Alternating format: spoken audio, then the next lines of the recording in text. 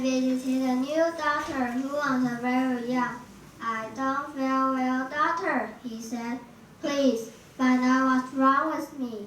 Take off your clothes, lay down on the bed. The young doctor said, I'll examine you. The old man took off his clothes, lay down on the bed. The young doctor examined him. However, he couldn't find anything wrong with the old man. He listened to his heart. He looked into his throat. He examined every part of him. At last he said, I'm sorry, but I can't find anything wrong with you. You are as healthy as I am. That's very strange, the old man said, because I felt really bad. Come back tomorrow and see me again. If you don't feel better, the young doctor said, I'll examine you again. All right, doctor, the old man said. Slowly he stood up and put on his coat. Then he walked out of the hospital. A few seconds later, the doctor nurse ran in. Doctor, doctor, she cried. The man you said was healthy had just died outside the door. The doctor ducked quickly and turned the body around so that people would think he was coming, he said.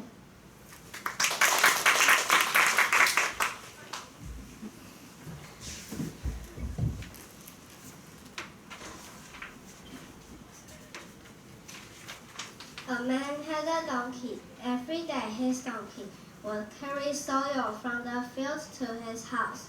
The man would rest under a tree midway, count his donkey nearby. One day, the man forgot to tie the rope. When he reached the tree, he thought, how do I tie this donkey today? It might run away if I slip. A saint passing by said, take the donkey to the place where you tie him every day. Pretend to tie him using an imaginary rope. I will show you he won't run away. The man did what the saint had said. He left the donkey and went to take a nap. When he woke up, to his surprise, he found the donkey standing in the same place.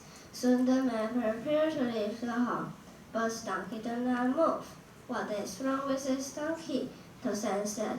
You tied up the donkey, but did you untie him? Go and pretend to untie the rope. Where should you tie the donkey? The man followed the saint's advice. Now the donkey was ready to leave the home. The man understood the donkey was the abandoned donkey.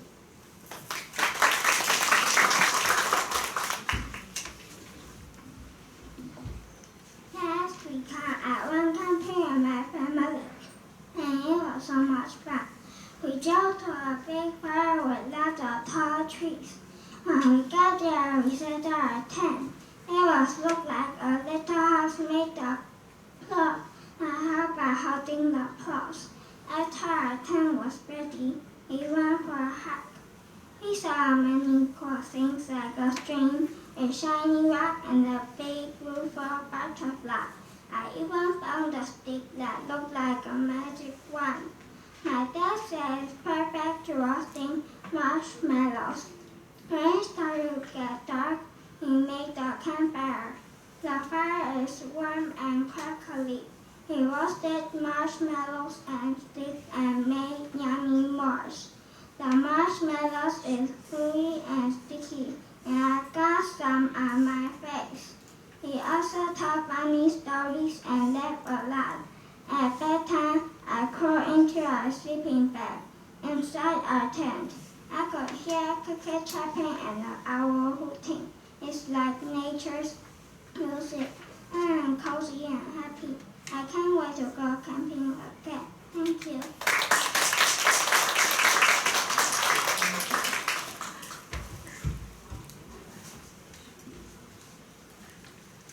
Jason met two friends on the street. Come to my apartment, he said. You can see the whole city from my apartment. His two friends agreed. Jason lived on the 40th floor. When they arrived, the elevator was out of order. I'm sorry, Jason said. We'll have to walk. But it's 40 floors, his friend said. You can tell me some jokes and I'll tell you a story. His friends agreed and they started to climb the floors. They finally reached the top floor and were standing outside the door of Jason's apartment. Now, tell us a good story, his friend said. Jason looked at them sadly and said, Once upon a time, there was a man who invited his two friends to his apartment on the 40th floor. The elevator wasn't working and they had to climb 40 floors. When they reached the 40th floor, he put his hand inside his pocket for the key. It wasn't there. Then he remembered where it was. It was in his car.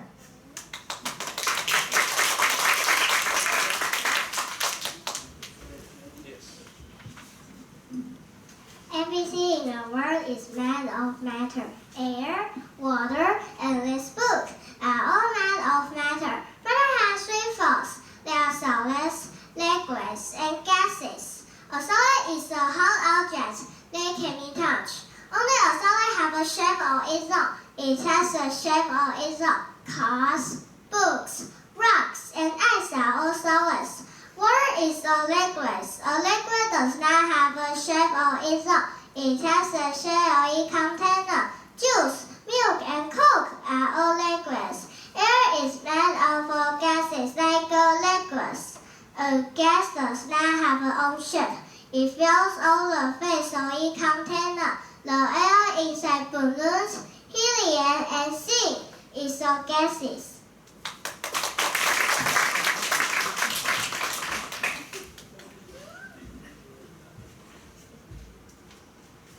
Two beggars are walking around the front one night. They hear something moving inside, so they climb in to see what it is.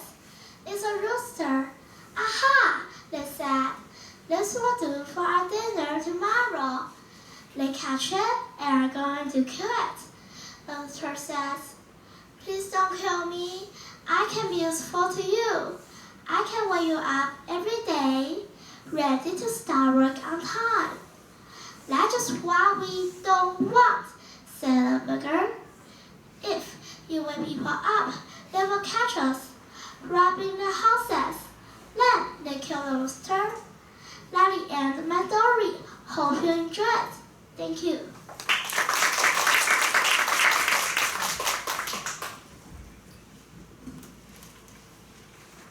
Once upon a time, there were many mice who lived in the big house. A scary cat came to live in the big house too.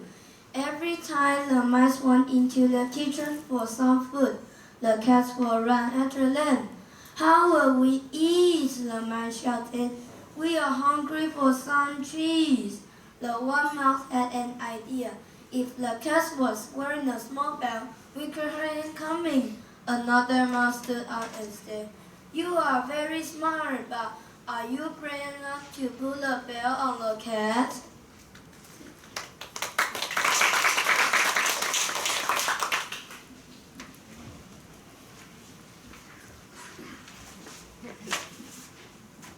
Once a crow was looking for food. He found a piece of bread. Then he sat on a tree to enjoy the bread. A hungry fox saw the crow. Yummy! That bread looks delicious, the fox thought. He sat under the tree. The crow saw him and thought, I guess if I want to eat my bread, I have to be careful. The clever fox spoke to the crow. Hello, friend. How are you? But the crow didn't say anything. Crows are so lovely birds, and you are very beautiful too, said the fox. Then the fox said, I have heard that you have a sweet voice. Please sing a song for me. By now the crow started to believe. The fox knows true beauty. I will sing him a song, said the crow. And as soon as the crow started to sing, the bread fell from his beak into the ground. The fox caught the bread in his mouth and ate it. The crow had paid it half a price for his proudness.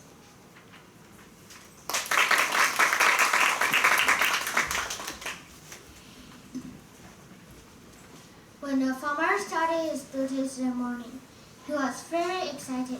He took the feed dog to the pigs and milked the cows, all the time thinking, She's coming, she's coming. The owl heard him and asked, Who? The queen, the farmer replied and went to feed the horses thinking, Oh, what should I do when she arrives? Should I talk to her? Should I lay low to the ground? Should I salute? He asked aloud. The horses looked at him and replied, Nay, off to the hen house to feed all the chicks. He started thinking, Should I give her a gift, something from a farm, an egg or a peach or an ear of corn? But the chicks all replied with a chip, chip, chip. All morning the farmer fritted and ate his question while finishing his chores. When he was done, he looked up and saw Queen's carriage coming down the lane. She's here, she's here. Oh, what should I do? And his dog ran by and shouted, "Bo, bo, bo!" And the good farmer bowed to the Queen. She saw me, she smiled, she may have even waved. The farmer bowed as he ran by the sheep, who looked up at their silly farmer and replied, "Bah."